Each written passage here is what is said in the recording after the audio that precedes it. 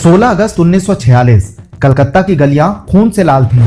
हवा में चीखें, जमीन पर लाशें और जिहादी नारे गूंज रहे थे। जिहाद के लिए अल्लाह से दुआ। इस हिंदुस्तान के मुसलमानों के सर पर ताज था।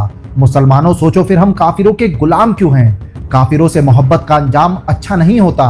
ए काफिर, घमंड मत कर, तेरी सजा का वक्त अब करीब आ चुका है। कत्लेआम होगा।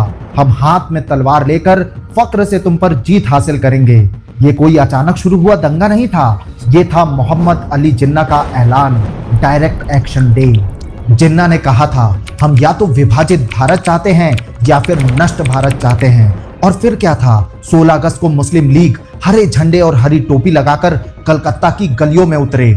उनके हाथों में सिर्फ जहर उगलते पर्चे नहीं थे, बल्कि धारदार हथियार थे। इन जिहादियों का मकसद था डायरेक्ट एक्शन कर भारत के तत्कालीन नेतृत्व पर दबाव बनाना, ताकि भारत के विभाजन की अपनी अवैध मांगों को मनवाया जा सके। दिन दहाड़े दुकानें लूटी गईं, हिंदू पुरुषों को चाकू, कुल्हाड़ियों और तलवारों से काटा गया। महिलाओं और बच्चियों का जबरन बलात्कार हुआ। सड़कें शमशान बन चुकी थीं।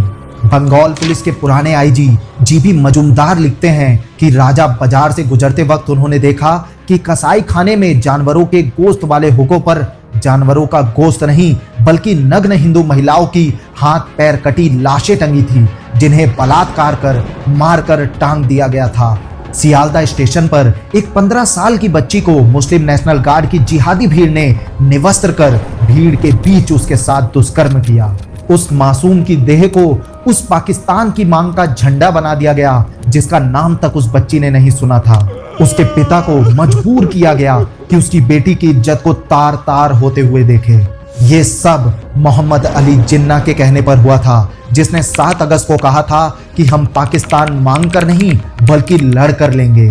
और इस ग्रेट कलकत्ता किलिंग को ऑपरेट कर रहा था खुद बंगाल का तत्कालीन प्रधानमंत्री हुसैन साहिद सोहरावर्दी, जो खुद पुलिस कंट्रोल रूम में बैठकर कत्लेआम की पटकथा लिख रहा था। पुलिस को यह साफ आदेश दिया गया था कि 2 दिनों तक कोई कार्रवाई नहीं होगी। जिहादियों को खुली छूट थी, कांग्रेस शांत थी, अंग्रेज सहभागी थे और पुलिस नाकारा। 3 दिन 72 घंटों के अंदर 6000 से ज्यादा हिंदू मारे गए, हजारों की इज्जत लूटी गई, लाखों बेघर हो गए। और तभी इस नरसंहार की आग में एक लौ जली। और इस विकट परिस्थिति में जहां हिंदुओं की सुनने वाला कोई न था, एक योद्धा अकेले खड़ा हो गया। नाम गोपाल चंद्र मुखोपाध्याय। पूरा कलकत्ता उन्हें गोपाल पाठा बुलाता था। ना कोई नेता, ना कोई भाषणबाज, नेताजी बोस से प्रेरित एक योद्धा, जिसने मांस काटने वाले हथियार को उठाकर कहा, अगर एक हिंदू मरेगा तो 10 दंगाई मारे जाएंगे। उन्होंने हिंदुओं को एकजुट किया और भारत जातीय वाहिनी को हिंदू रक्षा सेना में बदल दिया गया।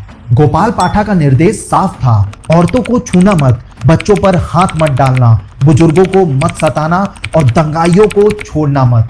ये बदला नहीं, ये था न्याय का प्रतिकार। गोपाल पाठा डूबती हिंदू आश और उखड़ती हिंदू सांसों के तारणहार के रूप में उठे। और फिर क्या था? मुस्लिम लीग की योजना ध्वस्त हो गई, हिंदुओं पर हिंसा रुक गई।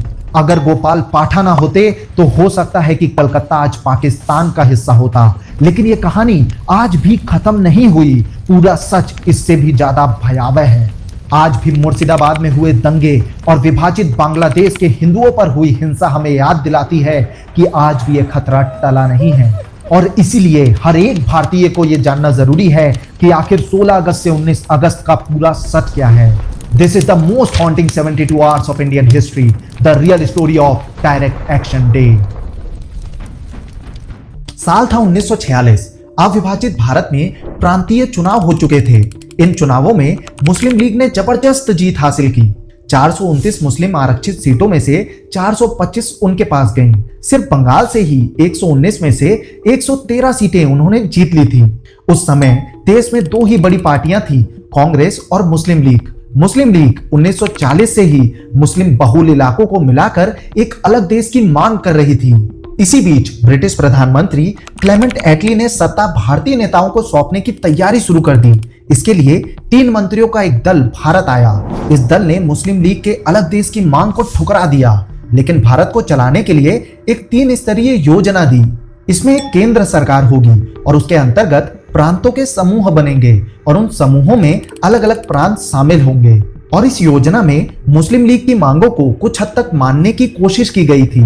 शुरू में कांग्रेस और मुस्लिम लीग दोनों ने ही प्रस्ताव को मान लिया, लेकिन 10 जुलाई 1946 को कांग्रेस अध्यक्ष जवाहरलाल नेहरू ने प्रेस कॉन्फ्रेंस कर कहा कि कांग्रेस को इस ढांचे में बदलाव करने का पूरा अधिकार है। यही बात हालात पलटने का कारण बनी। मुस्लिम लीग ने सख्त आपत्ति जताई। उन्हें डर था कि सत्ता मिलने के बाद केंद्र सरकार हिंदुओं के कब्जे में होगी और उनके हिसाब से काफिर मुसलमानों पर राज नहीं कर सकता। यही वजह थी कि मोहम्मद अली जिन्ना ने अंतरिम सरकार की योजना ठुकरा दी और संविधान सभा को बहिष्कार करने का फैसला लिया। 29 जुलाई 1946 को बॉम्बे में जिन्ना की अध्यक्षता में मुस्लिम लीग ने एक प्रस्ताव पारित किया और 16 अगस्त 1946 को डायरेक्ट एक्शन डे घोषित कर दिया।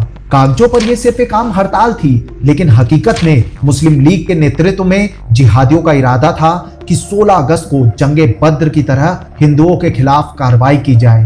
तो अब सवाल यह है कि जंगे बद्र क्या थी और डायरेक्ट एक्शन डे उससे कैसे जुड़ा है। रमजान की 17वीं तारीख को पैगंबर मोहम्मद और उनके 331 साथियों ने बद्र की लड़ाई में कुरैश कबीले के काफिरों को हराकर इस्लाम की जीत सुनिश्चित की थी और इसी से मक्का पर कब्जे का रास्ता खुला था। साल 1946 में इस्लामिक कैलेंडर के हिसाब से 16 अगस्त ठीक वही 17 रमजान की तारीख थी, इसीलिए मुस्लिम लीग ने डायरेक्ट एक्शन डे के लिए यही दिन चुना। मुस्लिम लीग और जिन्ना का असली उद्देश्य साफ था, पूरा पंजाब और पूरा बंगाल पाकिस्तान का हिस्सा बने। बंगाल का पूर्वी इलाका जो आज बांग्लादेश है वो मुस्लिम बहुल था, लेकिन कोलकाता, 24 परगनास, हावड़ा और हुगली जैसे औद्योगिक जिले हिंदू बहुल थे। जिन्ना ये जानता था कि पाकिस्तान को मजबूत मुस्लिम राष्ट्र बनाने के लिए हिंदू बहुल औद्योगिक इलाकों को साथ में मिलाना जरूरी है और यह तब तक मुमकिन नहीं था जब तक वहां हिंदू बहुसंख्यक बने रहते। अविभाजित बंगाल में मुसलमान बहुसंख्यक थे और वहां मुस्लिम लीग के हुसैन सोहरावर्दी की सरकार थी। इसी वजह से हिंदुओं के नरसंहार के लिए डायरेक्ट एक्शन डे का केंद्र बंगाल को बनाया गया। चुनावों से पहले मुस्लिम लीग ने अपनी मंशा साफ कर दी थी। उनके घोषणा पत्र का शीर्षक था let us go to war. यह कोई साधारण राजनीतिक नारा नहीं था, बल्कि हिंदुओं के खिलाफ इस्लामिक जिहादियों की पुकार थी। डायरेक्ट एक्शन डे से पहले मुस्लिम लीग मुसलमानों में रोज पर्चे बांटती थी, जिनमें पूरी रणनीति और अमल का जिक्र होता था। एक पर्चे में उस समय के बंगाल के मेयर और मुस्लिम लीग नेता सैयद मोहम्मद उस्मान ने बांग्ला में लिखा, जो मैं आपको हिंदी में बताता हूँ। ऐ काफिरों, तेरे अंत में अब देर नहीं, जल्द ही तुम सबका नरसंहार होगा। बंगाल के प्रधानमंत्री हुसैन सोहरावर्दी ने 5 अगस्त 1946 को यानी डायरेक्ट एक्शन डे से 11 दिन पहले द स्टेट्समैन अखबार में लिखा, bloodshed and disorders are not necessarily evil in themselves if resorted for a noble cause. Among Muslim today, no cause is dearer or nobler than Pakistan. यानी मुस्लिम league और जिहादियों का मकसद पूरी तरह साफ था। 16 और 17 अगस्त के बीच डायरेक्ट एक्शन डे के नाम पर जो हिंदुओं का नरसंहार हुआ, उसने गंगा जमुनी तहजीब को हुगली की लहरों में बहा दिया। भाईचारा खाक हो गया और इंसानियत शर्मसार हो गई। इसे दिनेश चंद्र सिन्हा और अशोक दास गुप्ता ने अपनी किताब the great Calcutta killings and Noakhali genocide 1946 में दर्ज किया है। वे लिखते हैं, 16 अगस्त 1946 को जब वे अपने घर के बाहर निकले तो उनके सामने एक भीड़ खड़ी थी जो नाराए तकबीर अल्लाहू अकबर चिल्ला रही थी। उस जिहादी भीड़ ने एक निहत्थे हिंदू पर रॉड से हमला कर दिया। उसका सर 4 टुकड़ों में बट गया, खून की धारा बह निकली। वह लाचार हिंदू जमीन पर गिर पड़ा। लेखक दिनेश और अशोक उस व्यक्ति को पहचानते थे। उसका नाम था सुशील दास। स्थिति की गंभीरता देखते हुए दोनों वापस अपने घर लौट आए, लेकिन जिहादी भीड़ ने उनके घर को निशाना बनाया, मुख्य दरवाजा तोड़ा, भीतर घुसने की कोशिश की। पूरा परिवार सहमा हुआ अंदर छुपा रहा। रात में वही भीड़ फिर लौटी और आसपास के घरों को तोड़ना जलाना शुरू कर दिया। महिलाएं घरों के अंदर बंद थी क्योंकि वे जिहादी भीड़ की गंदी मानसिकता को जानती थी। अशोक दास गुप्ता अपनी किताब में लिखते हैं कि शनिवार की सुबह तक हिंदू घरों को जलाना आम हो गया था। गलियां हिंदुओं की लाशों से भरी हुई थी। उनकी आंखों के सामने कुछ ही समय में 3 हिंदुओं की लिंचिंग हुई और इसके बाद भीड़ ने उनके मृतक शरीर को टुकड़े टुकड़े कर दिया। जिहादियों की एक बड़ी भीड़ विक्टोरिया कॉलेज पर टूटी, मजहबी नारे लगाते हुए क्लासरूम में घुसे और हर हिंदू छात्रा के साथ बलात्कार किया। और उनकी निर्मम हत्या कर फिर उनके शवों को कॉलेज की खिड़कियों पर टांग दिया गया। 17 अगस्त को मुस्लिम कम्युनिस्ट नेता सैयद अब्दुल्ला फारूकी ने जिहादियों की एक भीड़ इकट्ठा की और लीचू बगान पर हमला करवाया। वहां की कोसोराम कॉटन मिल में करीब 600 उड़िया मजदूर रहते थे। सभी की गर्दन एक झटके में ही काट दी गई। लेखक जी.डी. घोसला अपनी पुस्तक स्टर्न रिकॉग्निंग में लिखते हैं कि डायरेक्ट एक्शन डे का असली मकसद था हिंदुओं का नरसंहार कर उनकी संख्या घटाना और महिलाओं और बच्चियों का बलात्कार कर उनका धर्मांतरण करना और हिंदू व्यवसायों को लूटकर पूरी तरह बर्बाद कर देना। इस पूरे घटनाक्रम की मंशा सिर्फ यही थी, कंप्लीट हिंदू एनिहिलेशन। ब्रिटिश सरकार के retired governor general Henry Joseph Timmons ने रेनॉल्ड्स को दिए एक साक्षात्कार में बताया कि डायरेक्ट एक्शन डे के नरसंहार में 40,000 से अधिक हिंदू मारे गए थे, जबकि सरकारी आंकड़े में महज संख्या 4,000 बताई गई थी। असल संख्या इससे काफी ज्यादा थी। इस नरसंहार को अंजाम देने में जिहादियों को बंगाल सरकार का सीधा सहयोग मिला। हुसैन सोहरावर्दी और मेयर मोहम्मद उस्मान ने जिहादियों की गाड़ियों के लिए सरकारी पैसों से पेट्रोल के कूपन बांटे। उस समय पेट्रोल राशन की तरह मिलता था। आज की तरह पेट्रोल पंप में आसानी से उपलब्ध नहीं था, यानी प्रशासन ने सिर्फ मौन की सहमति नहीं दी थी, बल्कि प्रत्यक्ष रूप से भागीदारी निभाई थी। जब अत्याचार अपनी हद पार कर गया तो कोलकाता के हावड़ा ब्रिज पर भागते हुए हिंदुओं की भीड़ दिखाई दी। रास्तों में जिहादियों ने उन्हें बेशर्मी से मार डाला और कई हिंदू हुगली नदी पार करने की कोशिश में नावों से डूबकर मर गए। यह भयावह सिलसिला लगातार 2 दिनों तक चलता रहा। इतिहास गवाह है कि जब अत्याचार सीमाएं लांघ जाता है तो जनता में से ही कोई एक नायक उठ खड़ा होता है। ऐसा नायक जो निर्दोषों की रक्षा करे और अत्याचारियों को उनके अंजाम तक पहुंचाए। और ऐसे ही एक नायक बने गोपाल चंद्र मुखोपाध्याय, जिन्हें लोग गोपाल पाठा के नाम से जानते हैं। 17 अगस्त की रात तक लगातार हो रही हिंसक घटनाओं से विचलित हिंदू गोपाल पाठा की अगुवाई में संगठित होने लगा।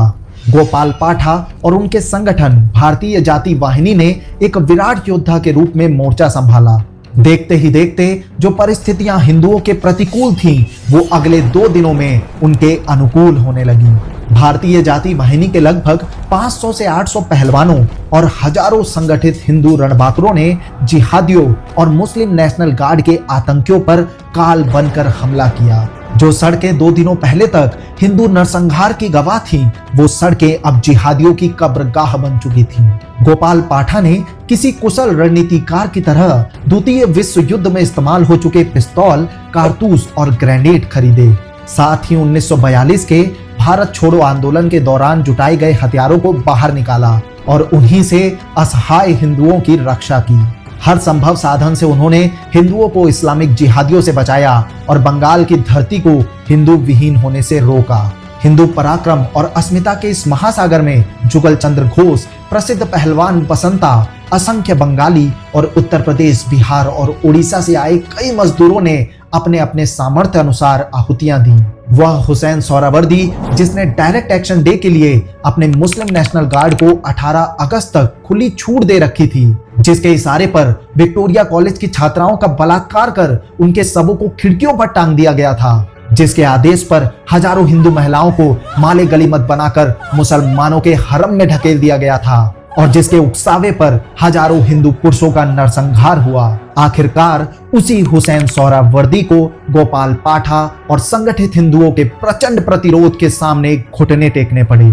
20 अगस्त आते आते जब मारे गए मुस्लिम लीग के आतंकियों की संख्या तेजी से बढ़ने लगी, तब बंगाल का कसाई सोहरावर्दी समझ गया कि बंगाल से हिंदुओं को मिटाने का उसका सपना गोपाल पाठा के पराक्रम के आगे चकनाचूर हो चुका है।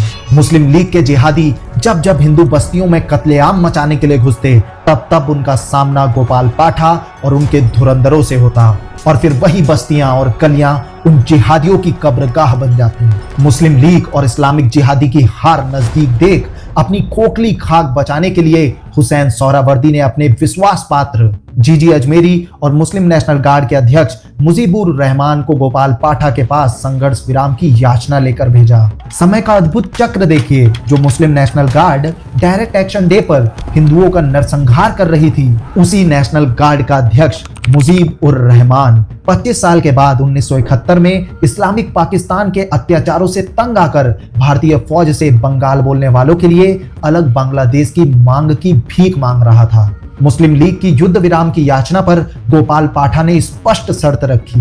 पहले मुस्लिम लीग को हिंदुओं का कत्लेआम रोकना होगा, तभी हिंदुओं द्वारा छेड़ा गया ये आत्मरक्षा का धर्म युद्ध रुकेगा। यह युद्ध धर्म युद्ध था, क्योंकि यह आत्मरक्षा के लिए लड़ा गया। मुस्लिम लीग के जिहादियों के सामने गोपाल पाठा और उनके साथ खड़े हिंदुओं ने 21 अगस्त 1946 को सोहरावर्दी की पूरी मशीनरी को चुनौती दी। हालात इतने ज्यादा बिगड़ गए कि बंगाल को वाइसरॉय और ब्रिटिश सेना के अधीन करना पड़ा। गोपाल पाठा उस समय तक बंगाल के हिंदुओं के नायक बन चुके थे। लगभग 3 महीनों के बाद जब गांधी जी बंगाल पहुंचे तो उन्होंने 2 बार गोपाल पाठा और उनकी भारतीय जाति वाहिनी से अपील की कि वे हथियार डाल दें और मुसलमानों को माफ कर दें। लेकिन गोपाल पाठा ने साफ शब्दों में यह कहकर ठुकरा दिया, मैंने इन हथियारों से बंगाल की महिलाओं की इज्जत को लूटने और निर्दोष हिंदुओं को नरसंहार से बचाया है। मैं हथियार तो क्या, एक कील को भी सरेंडर नहीं करूंगा जिससे मैंने पीड़ित हिंदुओं को इस्लामिक जिहादियों से बचाया है। गोपाल पाठा के लिए ये केवल अस्त्र नहीं थे, बल्कि धर्म और समाज की रक्षा के व्रत थे। उनका मानना था कि जो अन्याय का प्रतिकार नहीं करता वह भी उतना दोषी है जितना अन्याय करने वाला। इतिहास गवाह है कि अगर आज पश्चिम बंगाल भारत का हिस्सा है तो उसका श्रेय उन हिंदुओं को जाता है जिन्होंने गोपाल पाठा के नेतृत्व में खड़े होकर आत्मरक्षा का युद्ध लड़ा।